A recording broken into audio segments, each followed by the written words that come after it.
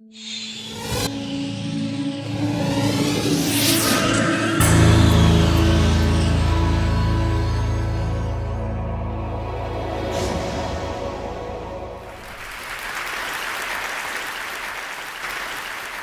I want you to look at children who become suicide bombers through a completely different lens. In 2009, there were 500 bomb blasts across Pakistan. I spent the year working with children who were training to become suicide bombers and with Taliban recruiters, trying to understand how the Taliban were converting these children into live ammunition and why these children were actively signing up to their cause. I want you to watch a short video from my latest documentary film, Children of the Taliban.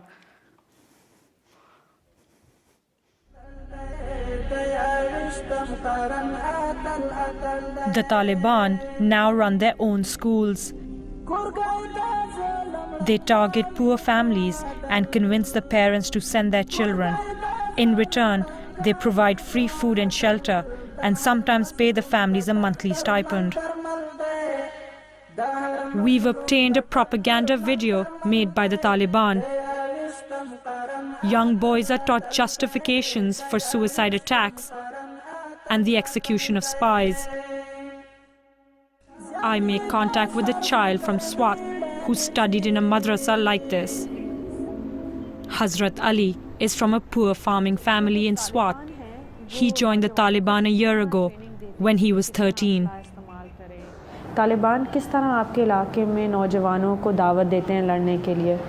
जी दो अवल वर्तलाश जुमात के सराव गाड़ी बे चराव गाड़ी से खबर वर्तो की बे दागे न पस तरबियत लेबूजी अलतब तरबियत के वर सादिस मादिस वर्तो हुई सादिस मादिस. He tells me the children are then given months of military training. Machine शो क्लाशनको जड़के शो आबल लाओं तकी और यो रॉकेट लॉन्चर ग्रेनेड बम बस दा देर पर वो चीज़ इस्तेमाल होते काफ़ी होते पर मंग पर काफ़ी इस्तेमाल बेद आगे न बाद चे द पिदाई द गाड़ी हमले चल ट्रेनिंग वो खाई. आप फिदाई हमला करना चाहते हैं? अल्लाह तौफीक राकुम बेबको. I, in my research, have seen that the Taliban have perfected the way in which they recruit and train children. And I think it's a 5-step process. Step 1 is that the Taliban prey on families that are large, that are poor, that live in rural areas. They separate the parents from the children by promising to provide food, clothing, shelter to these children. Then they ship them off hundreds of miles away to hardline schools that run along the Taliban agenda. Step 2, they teach the children the Quran, which is Islam's holiest book, in Arabic, a language these children do not understand and cannot speak. They rely very heavily on teachers who I have personally seen distort the message to these children as and when it suits their purpose too. These children are explicitly forbidden from reading newspapers, listening to radio, reading any books that the teachers do not prescribe them. If any child is found violating these rules, he is severely reprimanded. Effectively, the Taliban create a complete blackout of any other source of information for these children. Step 3, the Taliban want these children to hate the world that they currently live in. So they beat these children. I have seen it. They feed them twice a day dry bread and water. They rarely allow them to play games.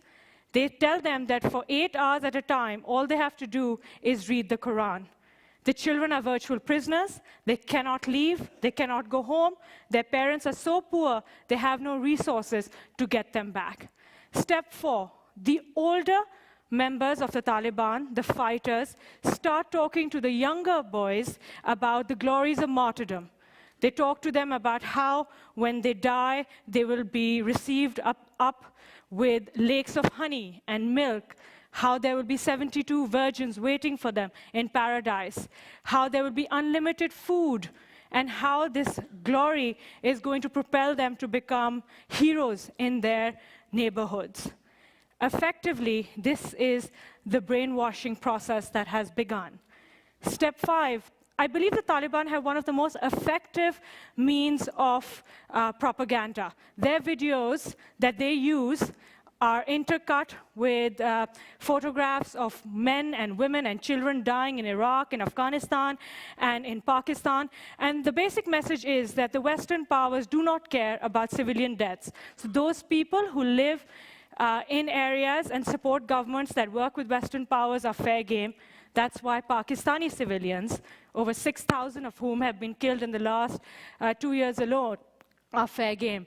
Now these children are primed to become suicide bombers. They're ready to go out and fight because they've been told that this is effectively their only way to glorify Islam.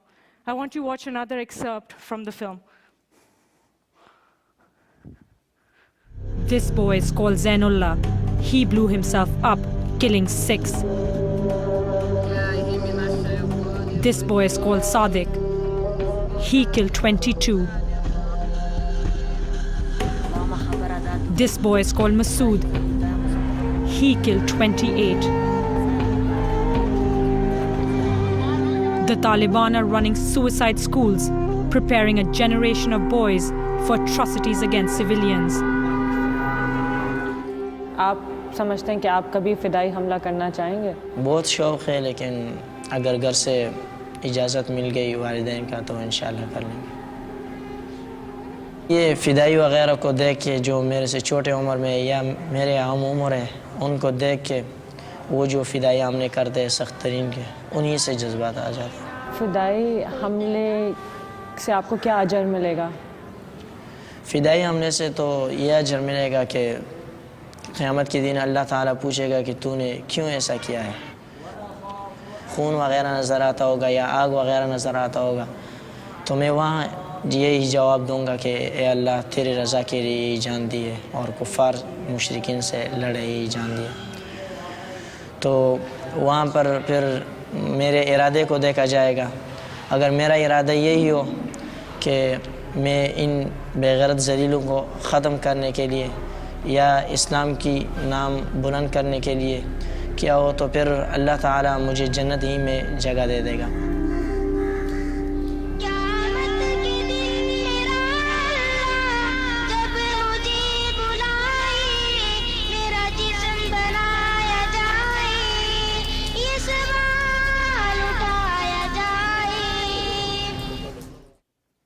I leave you all with this thought. If you grew up in these circumstances, faced with these choices, would you choose to live in this world or in the glorious afterlife? As one Taliban recruiter told me, there will always be sacrificial lambs in this war. Thank you.